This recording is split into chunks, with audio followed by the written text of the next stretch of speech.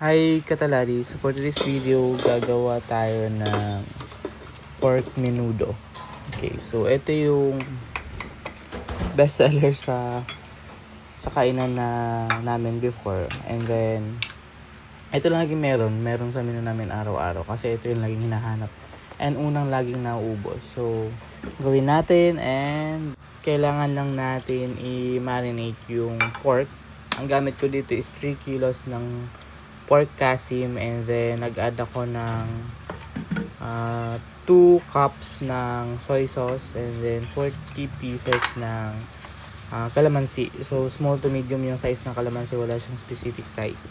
And then 3 tablespoon ng onions, red onions. Actually sa measurement naman, kayo na bahala. I-divide by 3 nyo na lang yung mga measurements kasi meron kasi umorder sa amin, and then 3 kilos yung preferred niya na lutuin. So ayan na yun. So kung gusto niyo namang magluto and then worth 1 kilo yung gagawin nyo, divide by 3 nyo na lang.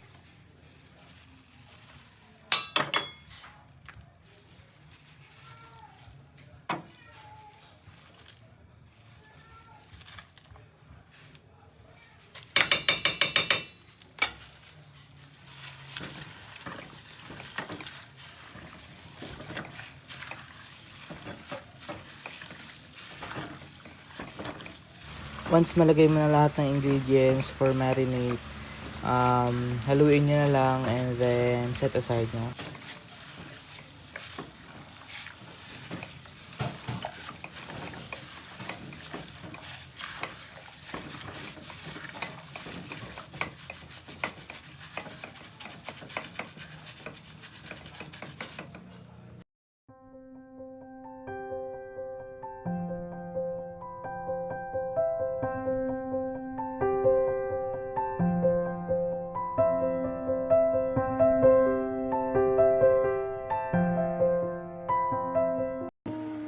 For carrots and potato naman, tig 1 kilo yan.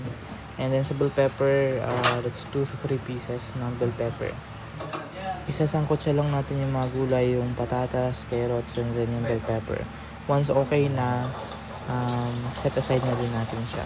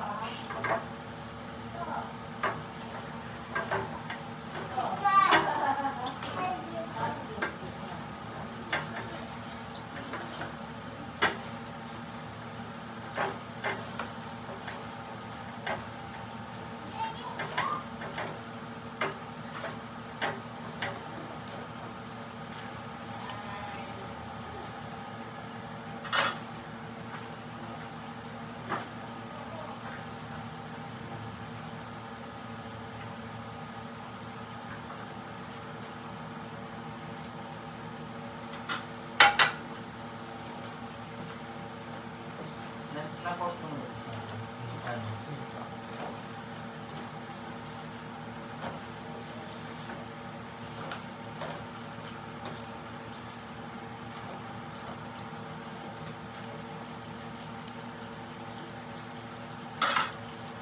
ito, may mas malalim to.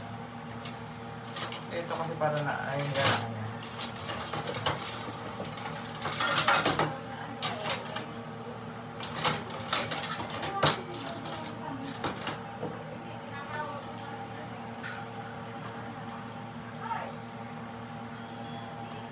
Bawasan mo ng kita. Ang sarap ng TikTok.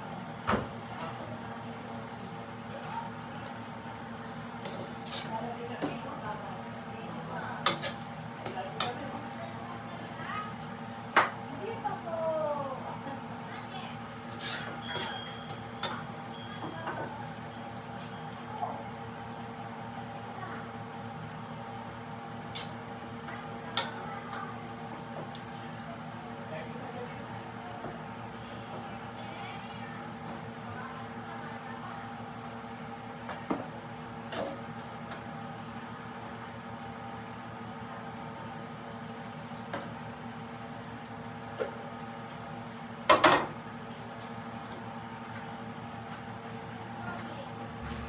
sa same na kawali, i-remove lang natin yung mantika na pinagsangkutsahan and then ilagay natin yung pork na minarinade natin. Kasha ba yan? Or And kailangan then, hindi ka maglalagay ng tubig yan. And yung apoy naman is medyo mahina, pero hindi ganun kahina. Yung medyo sakto lang.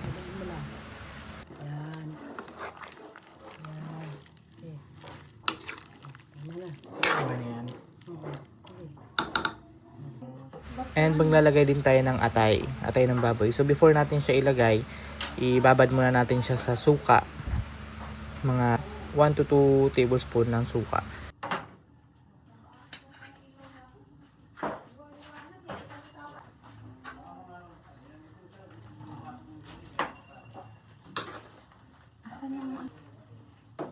Hindi ko alam ang presyo ng ano eh. Hindi ko alam ang presyo ng... Once okay na yung meat, medyo malambot na, pwede na kayong maglagay ng more or less 460 grams ng tomato sauce. And then mag-a-add na lang din tayo dyan ng pepper and MSG, depende sa iyo kung ano yung preferred nyo na panlasa.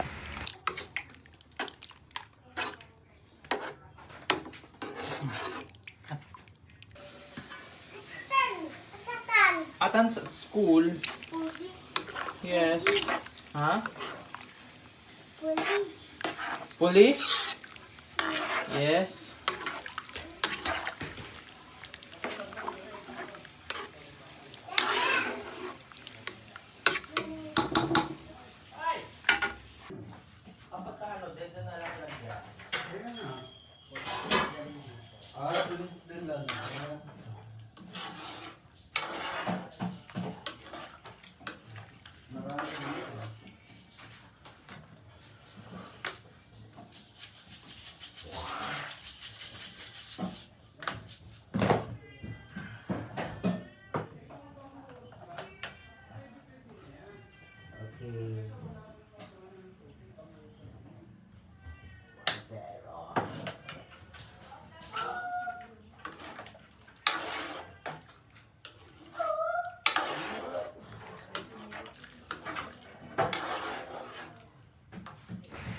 Pag malambot na yung pork, ilagay na natin yung carrots and patatas. And then na may bell pepper.